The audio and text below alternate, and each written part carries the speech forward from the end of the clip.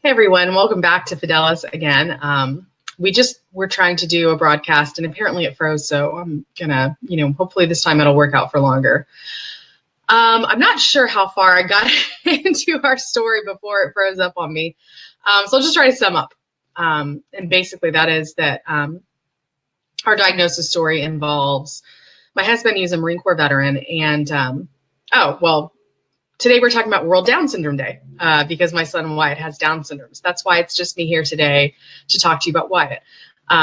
Sorry, the video freezing. It just got me all like discombobulated. Also, all of my kids are home except for one because one is on spring break. Wyatt's home from school today because we have a doctor's appointment, which is why we're also coming to you a little bit earlier. So everything's just a big mess. Anyway, so our story, my husband was in the Marine Corps. He was deployed when we, through my whole pregnancy with our first son, Benjamin. He came home the day we went to the hospital to have him. And about 6 months later, we found out we were pregnant again. And this time we knew that he was definitely going to be deployed for the birth. We knew that's what was going to happen. So in about 11 weeks or so, I got the nuchal translucency screening, which is not a diagnostic prenatal test. It is a screening tool. So mine came back positive. It was mostly the blood work that came back heightened because Wyatt's nuchal fold was thick, but it was still within the range of normal. It was just on the high end of normal. So it's the blood work that really tipped it over the edge. So at that point, we kind of had to make a decision about what we wanted to do. Not abortion-wise, obviously, but as far as did we want to pursue further testing. As it was, we were being referred to a maternal fetal medicine specialist to do higher level ultrasounds to make sure that there weren't any other issues that could be detected. So we went and we saw the specialist, and the thickness behind Wyatt's neck had grown a little bit, and they could see like a small white spot on his heart. And these were considered technically soft markers, but in the absence of the nuchal translucency screening, it probably wouldn't have come back as being anything worrisome because, I mean, they're very common, like a white spot on your heart. That's just, it's not a thing, really. So at that point, we had a decision to make. Our doctor, the maternal fetal medicine doctor, said, you can choose to have an amnio, an amniocentesis, or you can wait. Either choice is fine. It's completely up to you. So I thought about it a lot, and I really didn't want to have an amnio. My mom had one. I have a little sister who is 10. She's 23 years younger than me. So my mom, being at an advanced maternal age, she had the amnio because they suspected Down syndrome. And she had told me all these, horror stories about how horribly painful it was. And so that was definitely ringing through my mind, sitting there thinking, oh my gosh, this is going to be horrible. It's going to hurt so much. And, but I couldn't go my whole pregnancy not knowing. That was my thought process. So I decided, we're going to have the amnio. And at this point, I'm about 15 weeks along. And on New Year's Day, that was when Matt deployed to Afghanistan. And so, I went and I was pregnant, and Ben and I went and we saw him off, and saw him get on the bus, and he goes off to war. And that was all very difficult. Made more difficult because I was pregnant, I think. And 2 days later, that was when I went and got the amnio done. And another of my Marine Corps wives came with me, and she held my hand and everything through it. And it actually was not horrifically painful the way I thought it would be. It was not pleasant, I will say. It was definitely not an enjoyable experience, but it was mostly just, there's some pressure. And it was over really, really fast. It was over in less than a minute. It wasn't it didn't take a long time or, hurt really bad.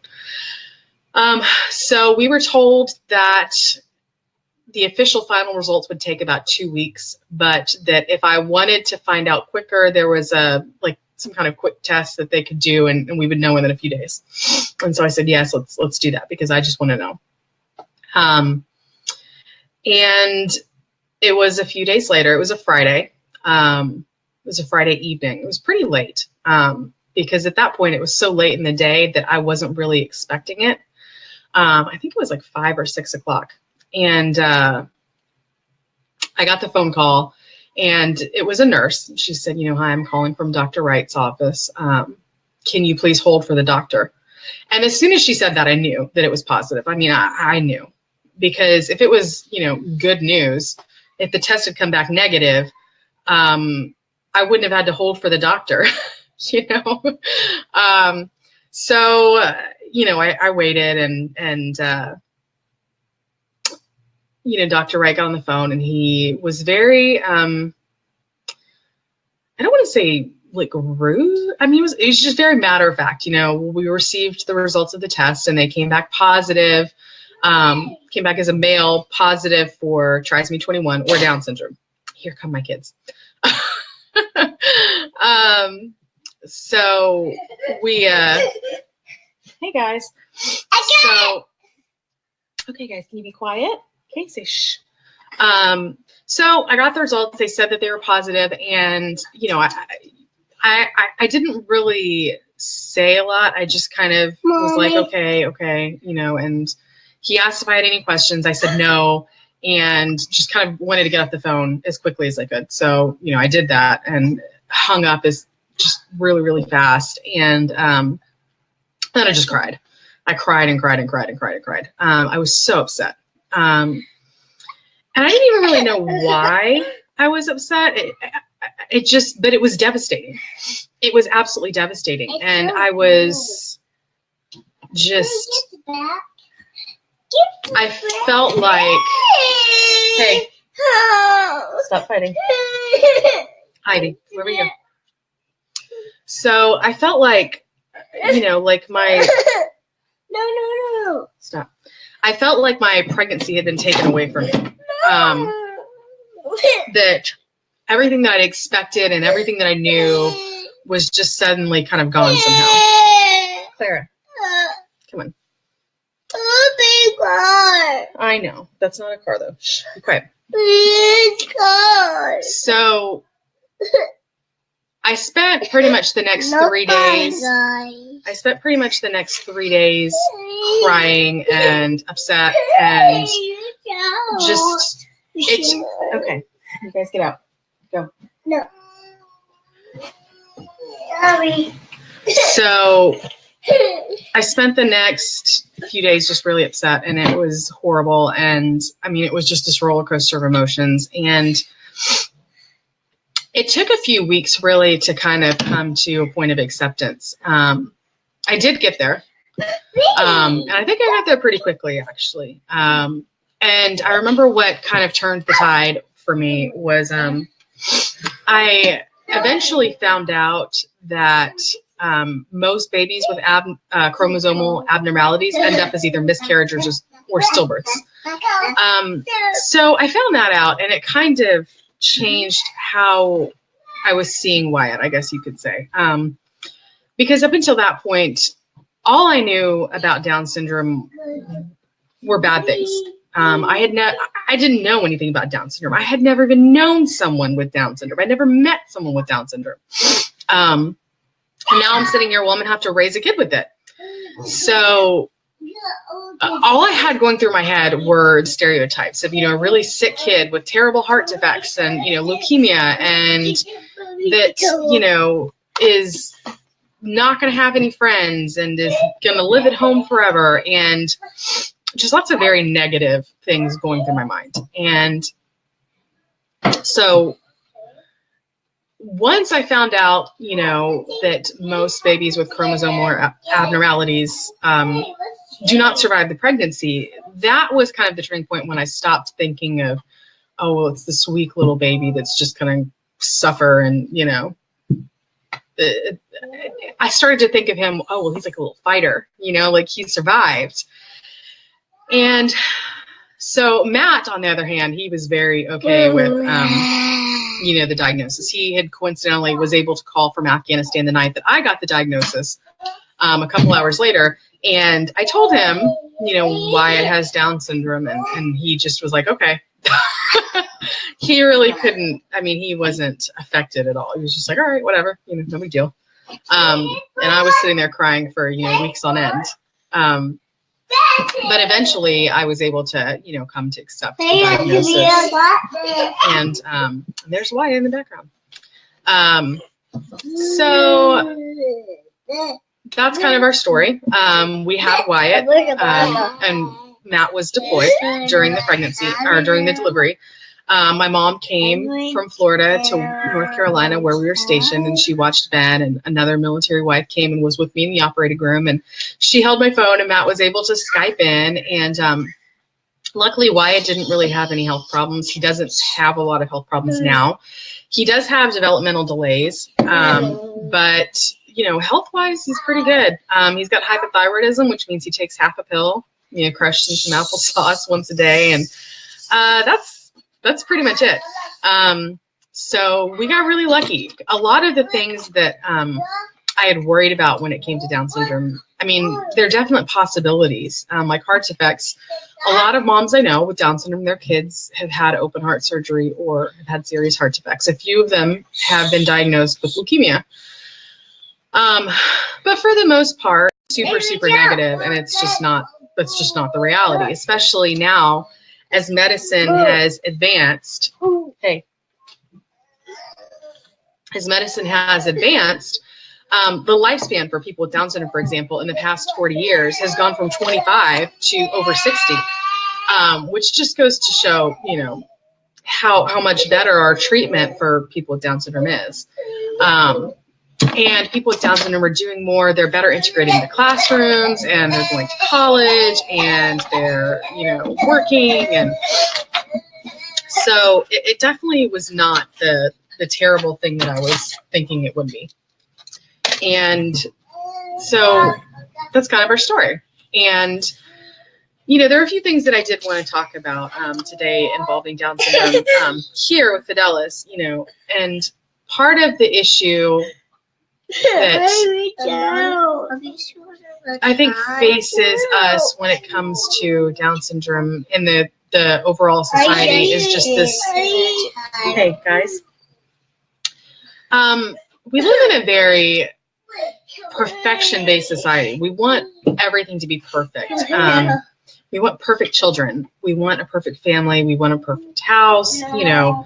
And that's definitely true when it comes to, you know, the children that we have. So when it comes to a child who is imperfect, and let's be real, all children are imperfect, you know, and having a healthy child at birth, it's not a guarantee that it's going to remain that way. You can give birth to a perfectly healthy child and then get into a car accident 2 years later, and now you've got a severely disabled child that, you know, is going to need lifelong care. It's not a guarantee of perfection. But I feel like it really, it has a big effect on how we treat things like a diagnosis of Down syndrome, because you think, oh, well, I'm going to have a child with this disability, and now all of a sudden my life is going to be so much different than what I thought it would be. And it's difficult to come to terms with. It's even more difficult when so much of our perceptions of people with Down syndrome are so inaccurate. They tend to be kind of either overly negative, as in, oh, well, they're suffering and they're a burden on their families, and, you know, they're never going to be independent. They can't learn, so on and so forth, to these overly positive stories where it's, you know, I can't even tell you how many times I have personally heard from people, oh, well, I love people with Down syndrome. They're always so happy. Or, you know, they're such angels and they love to give hugs. And it's like, you know, they're not like puppies. They're people. They experience the full range of emotions. They They don't exist to just bring happiness to the world. And that is likewise damaging because it's a stereotype, and it does not treat them, it does not treat people with Down syndrome as if they're full people. So that's a real issue. And there's an example of this, in my opinion, that just happened. And I saw it going viral all over the place. And it was from American Idol. And there was this woman, she's a music teacher, and she was talking about how she has polycystic ovarian syndrome. And her best friend, she said, was, you know, a teenager with Down syndrome. And he gave her the strength to, you know, sing in public, even though she had bad self-image or something. She was like, okay, fine. And she's telling her story. And then we actually meet the young man with Down syndrome, and we see that she teaches music and singing to people with disabilities. And so she goes and she auditions, and her audition goes fine. And but first she, you know, when she tells her story to the judges, they said, "Oh, well, can we bring him into the room?" And it's like, sure. And then, you know, I see the way that she's talking to him and the way that the judges are talking to him. And, you know, I don't know this person. I don't know what his cognitive abilities are. But regardless, she was talking to him like he was about 5 years old, like this very, "Hi, sweetie.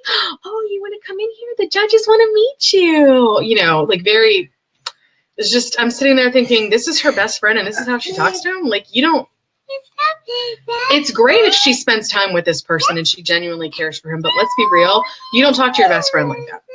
You know, that's just not the way it works. And all of the judges were very, "Hi, buddy.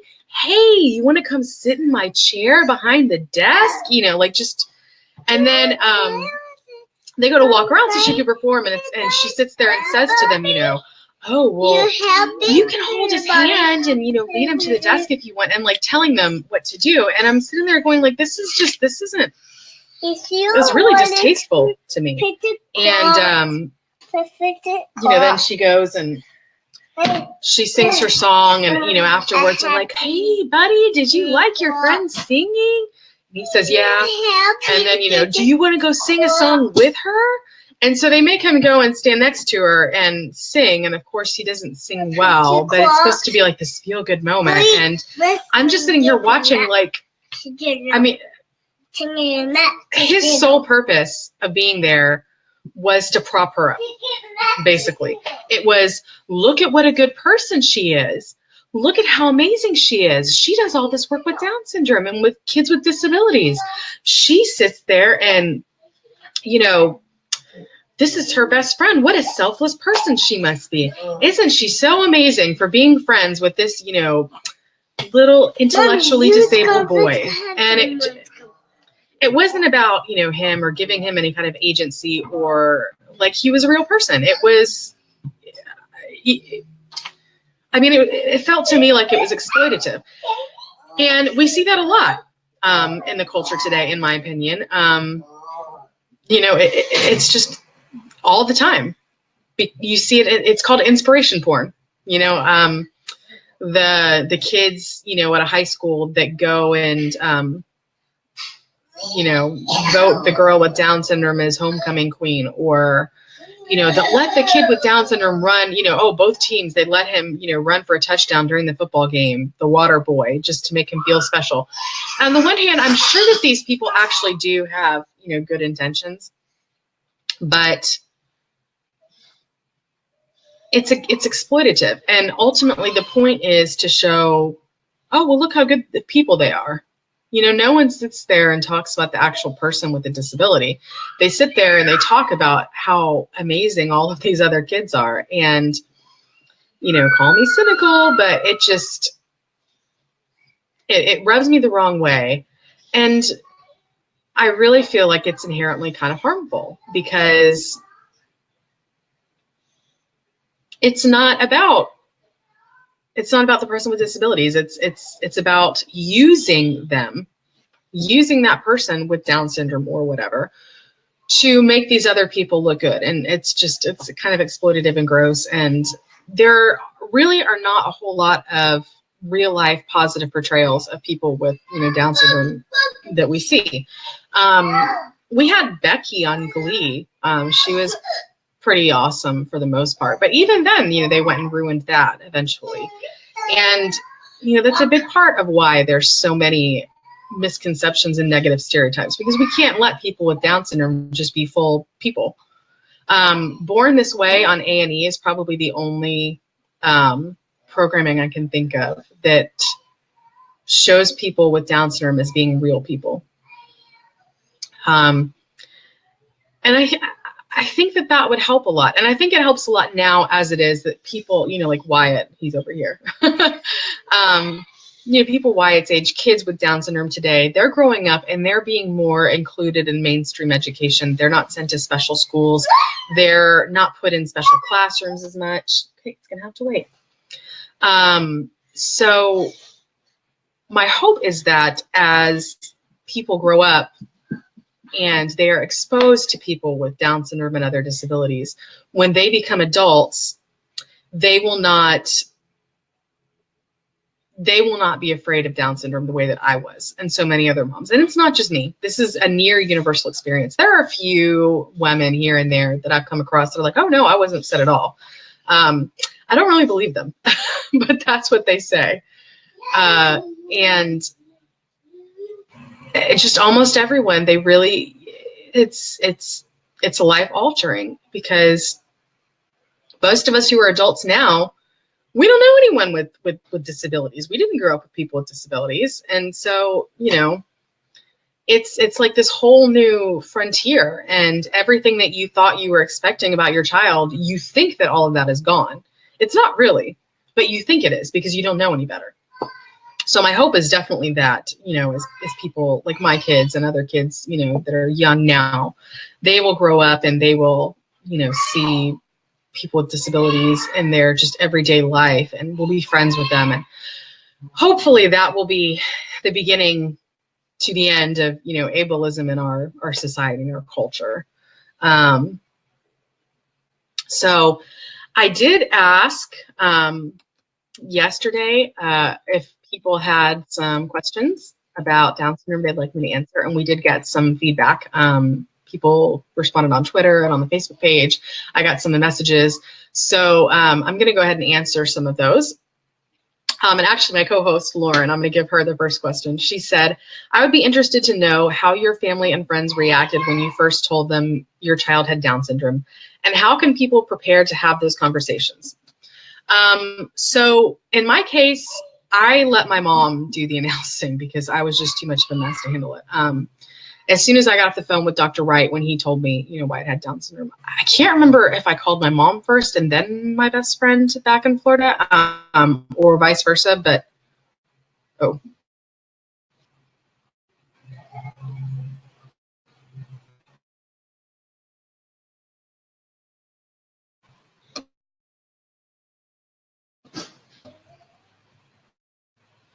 Am I back? Hello? Okay, we're back. Sorry, we froze for a minute. Yeah, I called someone, and I called either my mom or my best friend. I called both of them. I don't remember who I called first.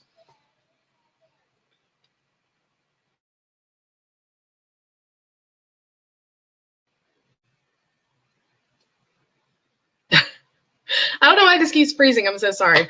But yeah, I called and, told them, and they were very emotional phone calls, and I just kind of, I asked my mom, hey, can you email everyone? This is what I want you to say. And I think it was something along the lines of, I don't want to hear anything negative, or, and I want to make sure that when he is born, he'll be treated the same as Benjamin. I don't want him treated any different, And I let her tell everyone.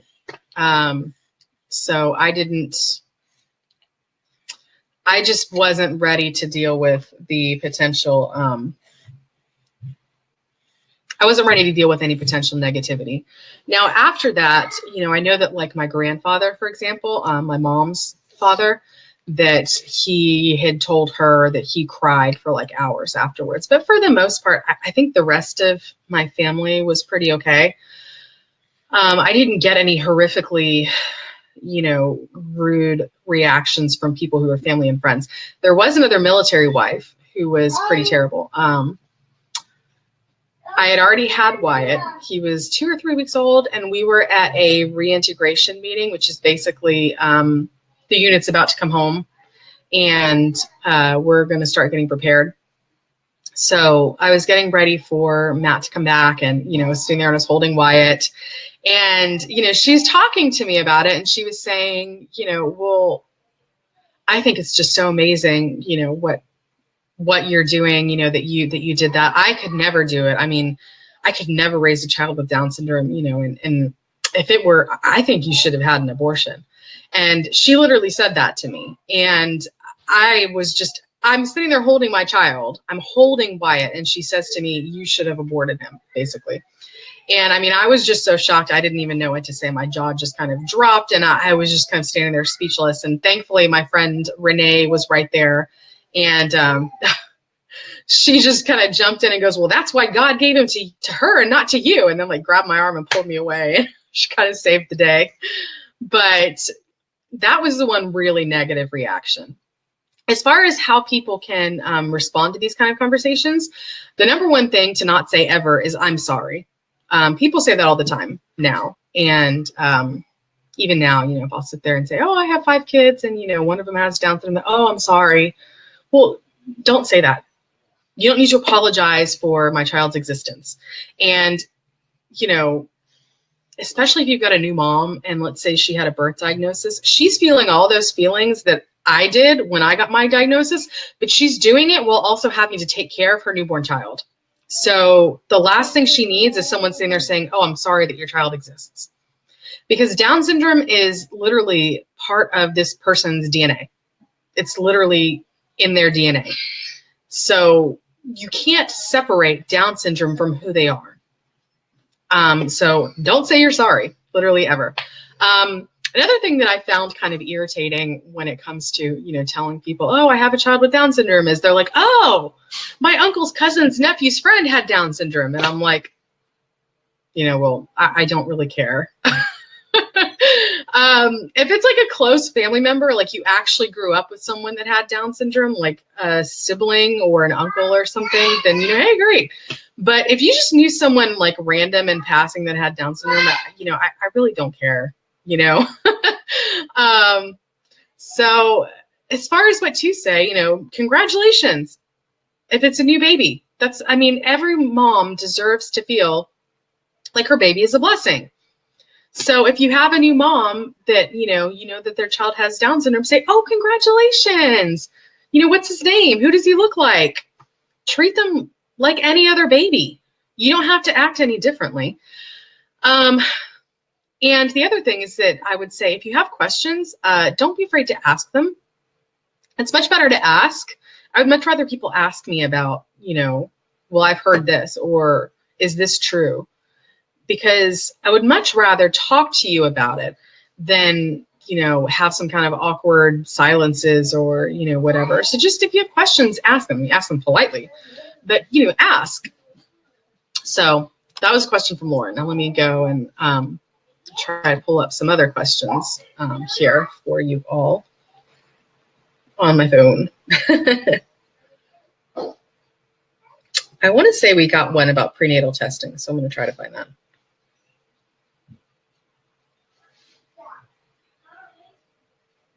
Okay, so one we have here talks about, it's from Andrea, and she's talking about one issue that scares people is the idea of what happens to a child as they become an adult. Well, they always live at home, and she mentions her cousin with Down syndrome that just turned 50 and has a very fulfilling life. Yeah, my kids are fighting, sorry. This is real life, guys. So as to...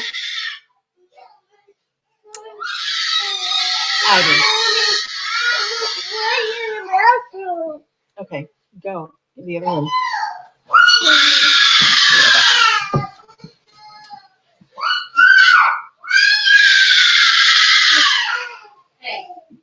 And I just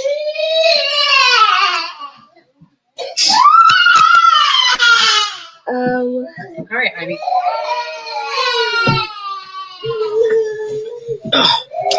So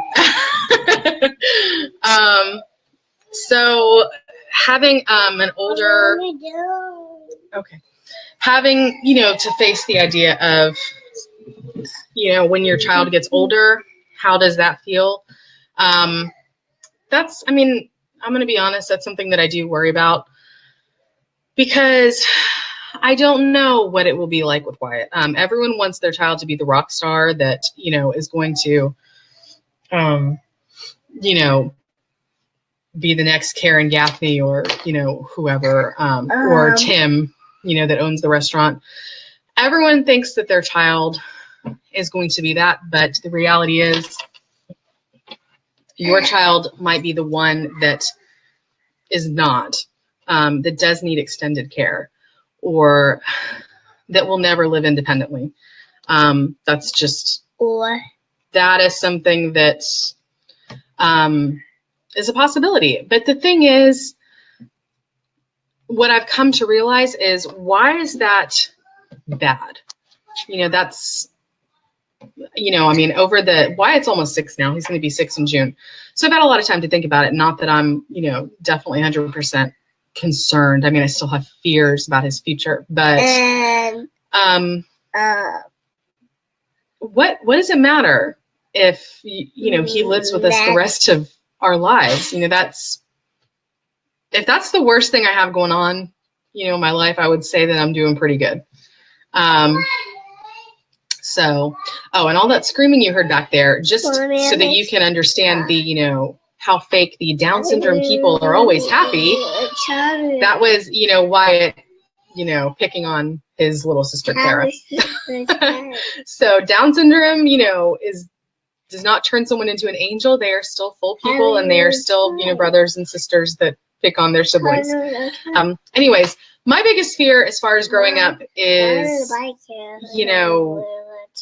more when Matt and I are gone. I think it helps that we have so many kids, because instead of just one sibling or no siblings or whatever, he has 4 siblings that will hopefully, be willing and able to take care of him after we're gone, if it's necessary. So that's my biggest fear, is more, what am I going to do when we're not here to take care of him, if it's necessary, if he's not able to live independently.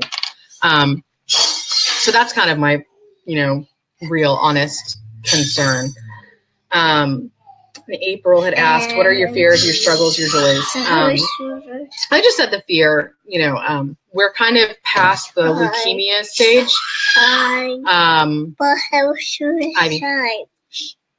We're kind of past the leukemia stage. With him being almost 6 now, we're kind of out of the danger zone for the increased risk of that. So that was a fear at first, though.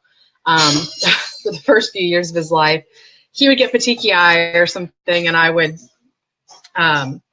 stop. I would run to, the pediatrician, and, oh my gosh, he's got leukemia, and she would run a CBC, and, no, it was fine. But now, I don't really have a lot of fears. I worry about his school. I worry about him learning and catching up to his peers. But really, we all worry about that, whether it's, a typical child or a child without, a disability. We all worry about how our kids are doing in school. So, it's really not as different as it may seem. The struggles are definitely the developmental delays. I'm not afraid to say that. Wyatt is very developmentally delayed. Especially compared to some other kids with Down syndrome that I know. There are other kids his age that are reading and, talking. And Wyatt just started talking a few months ago. And his new school has really done amazing work with him. He's made great strides, but, I still have to feed him a lot of the time. He can feed himself with a spoon, but if it's something he doesn't like, he's not going to do it.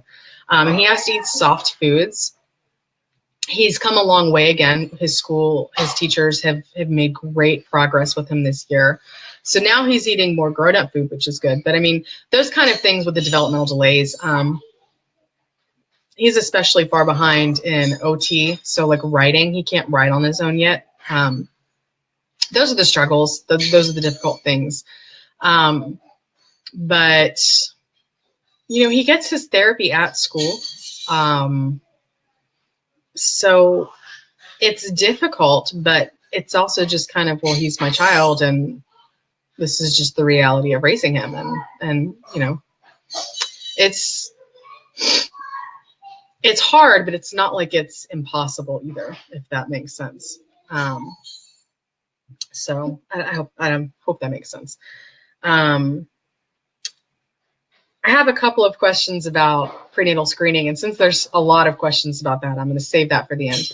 Emma asked about average life expectancy and health of people with Down syndrome, and how I've heard this too. You know, people say they would have an abortion because they wouldn't want their child to live a short, miserable life.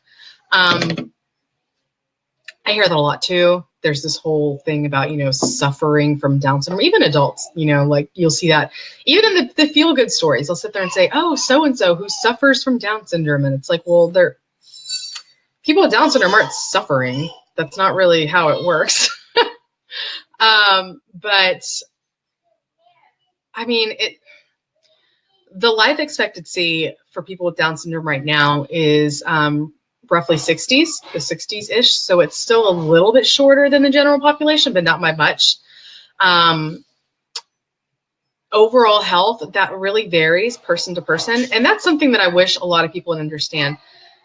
People with Down syndrome are just like everyone else. You're going to have some people who are smarter and some people who are less smart.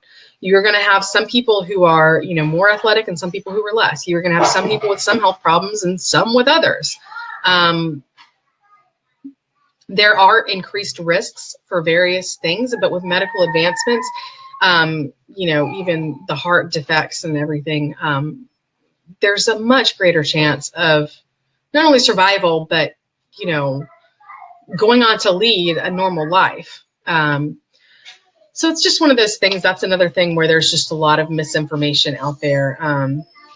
People just, they don't know a lot about Down syndrome, and so they think the worst, you know. But in general, most people with Down syndrome are able to live, you know, full and healthy and, you know, enriched lives. And no, they do not live short, miserable lives. There are some, you know, people in our community that have passed away, but it's pretty rare. It's not something that happens all the time, and it's heartbreaking when it does happen. But it is not this issue of, well, you know, you really need to have an abortion because people with Down syndrome lead short, miserable lives. How can we create more positive pro-life dialogue with individuals who believe that people with Down syndrome should be eliminated from the population? I don't know. I wish I did know, because most of the time, the women themselves that have the abortions, it's not. There have been studies done about this. A lot of them by Brian Scotco, who is really and I hope I pronounced his last name right. I haven't actually heard it in person. I've just seen it a lot. But he's kind of the foremost researcher on Down syndrome in the United States. And he's done studies on this, and including on how women receive a diagnosis. And most of the time, it's exceedingly negative. Doctors have admitted, not all doctors, I want to caution that. It's not all doctors. Some doctors. My doctor was amazing. So I had a very positive overall experience. But some doctors have a tendency to really emphasize the negative aspects or outright lie. Like I know some moms who have been told, oh, well, your child is never going to walk, or they're never going to talk. They're never going to go to school. They're never going to work. And I'm just sitting there like, so like what you're trying to tell her, that they're just going to be like a little lump that sits in the corner. So they've admitted to doing these things, and they've also admitted to pressuring the woman to have an abortion. So, and in fact, the ratio, if I remember correctly from Dr. Scotco, is 2.5 to 1 of negative diagnostic experiences, whether prenatally or at birth. So much more women have negative experiences than they do positive. So when you factor that in, it's really not all that surprising that women have an abortion, because they just, I mean, they don't know any better. And culturally, we still live in a very ableist society, with just a lot of negativity towards people with disabilities in general. That's not Down syndrome specific. That's just all disabilities. And it's frustrating because, I wouldn't have ever thought about this before I had Wyatt. So I'm not really judging, but people with disabilities are not, it's just not, unless you have a family member with a disability or you have one yourself, it's really easy to just kind of tune them out. And so what reason would there be to learn more about it? I don't know. I don't know if I'm making sense, but I think your average person is just, they're uninformed. They don't know any better, and that's fine. There's not, I don't think most people are terrible people that hate people with disabilities. But then you have actually really blatantly ableist people, and I don't know how to change their minds. I don't know how to make someone see that a person with a disability has just as much of a right to life as someone else. And I don't even mean that just abortion-wise.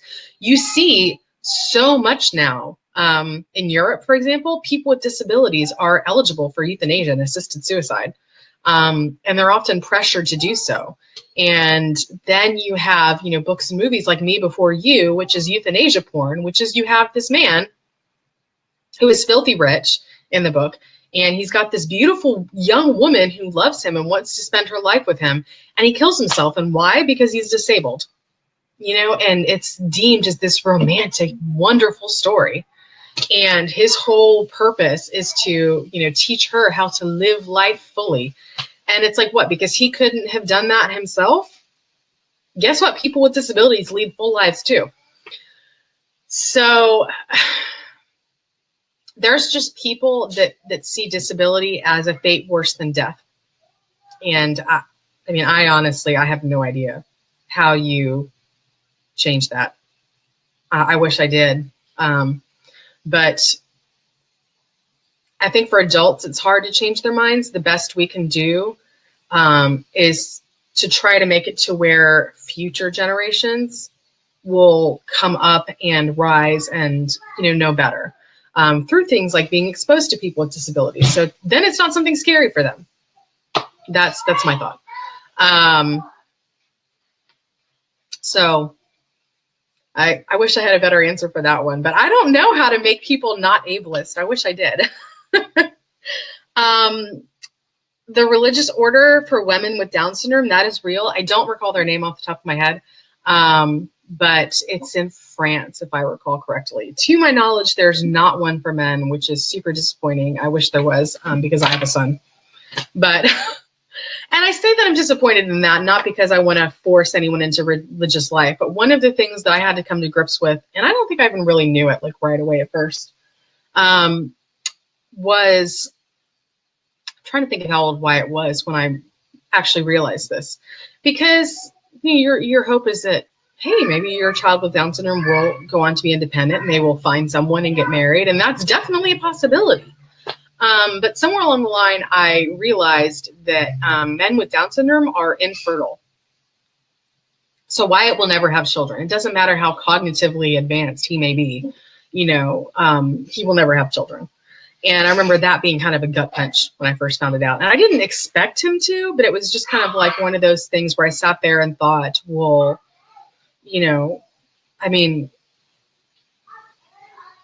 it's just hard to know something like that. And then also that the day will inevitably come when we're going to have that conversation.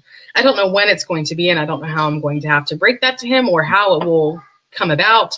But, at some point I'm going to have to tell him, like, you're never going to be able to have kids.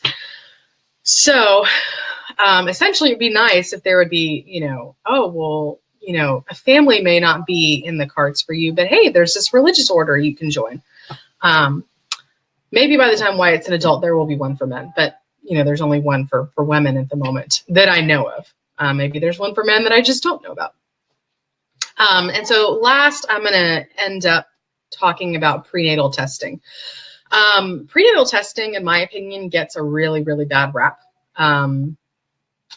people are super negative about it. And I get why, because on the surface, you think, oh, well, if people didn't know prenatally, they couldn't have an abortion due to Down syndrome or whatever other disability. And I mean, I guess that's technically true, but it's just kind of a Band-Aid over a bullet hole. Because again, it's the overall culture that needs to change. If you look at, for example, any news story where the parent of a child that is, say, autistic has killed the child, look at the comments, and I guarantee you will find a not small number of them, a lot of them, will sit there and talk about, oh, well, she shouldn't have done that, but oh man, living with a kid with a disability is just so terrible and so hard, who can really blame her?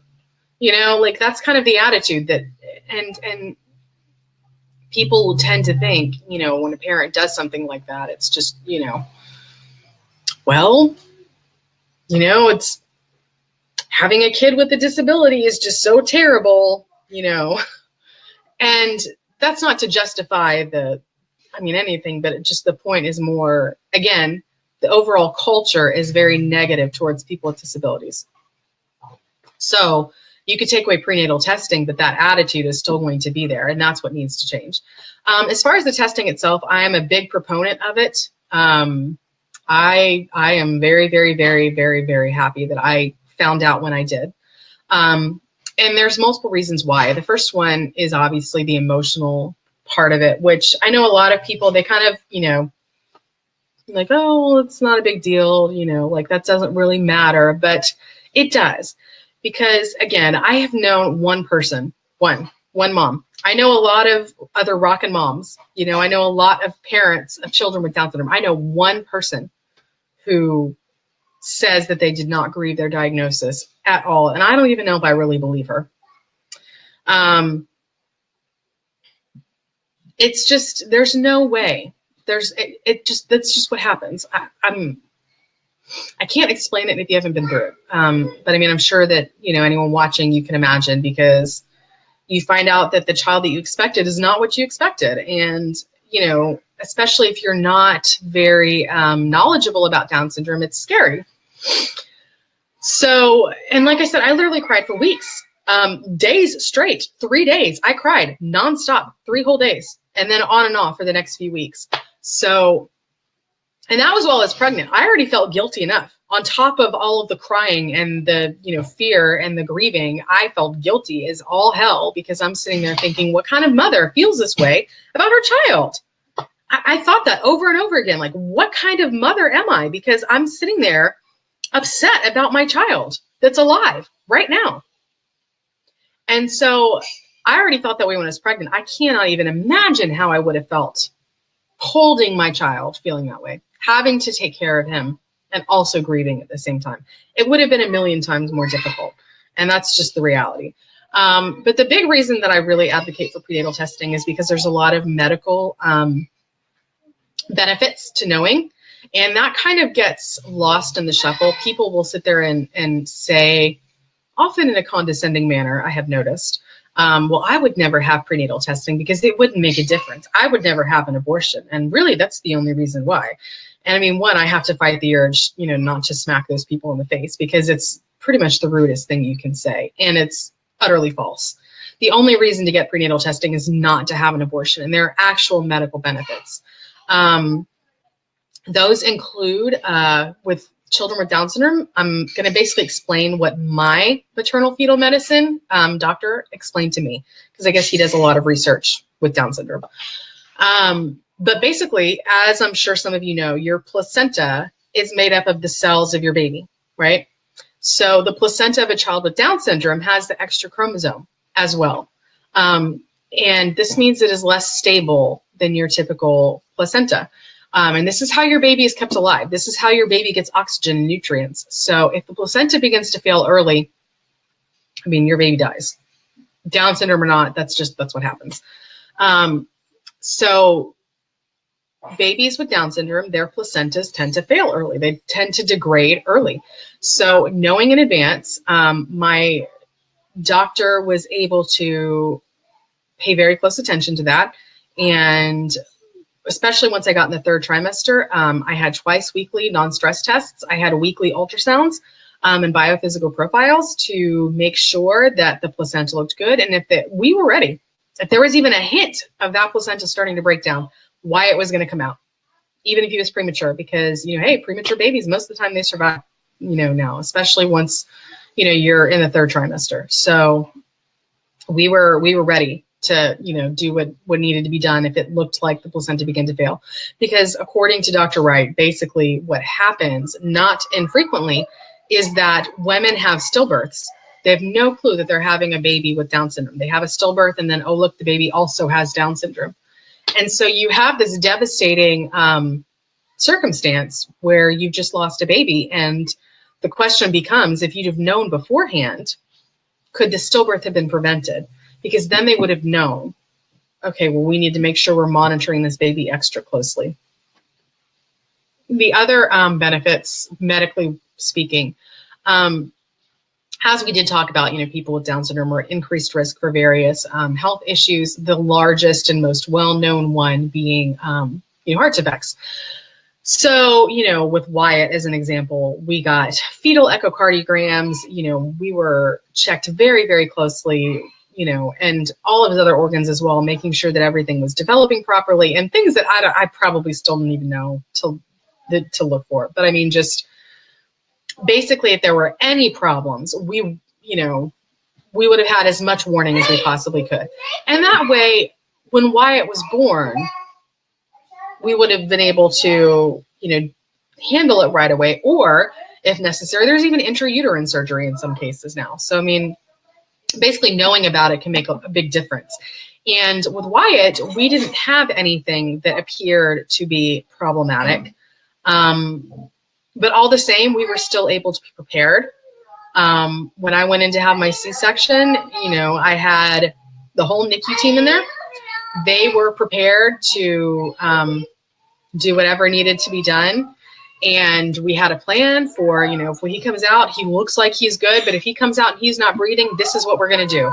And if that doesn't work, then this is what we're going to do. I mean, right down to if, having life flight ready in case he needed to be flown to the larger hospital in Wilmington, North Carolina, because the hospital near the Marine Corps base was, smaller, and didn't have as many, I guess, stuff or whatever to help with major medical issues. So, I mean, we were prepared for anything. And not only that, but I was able to prepare medically speaking, not only through like Dr. Wright and my, OB team, but, before he was born, I think a couple weeks beforehand, I went up to the NICU and was able to look around and talk to a nurse, and she answered whatever questions I had. And so, I mean, we were all completely and totally prepared.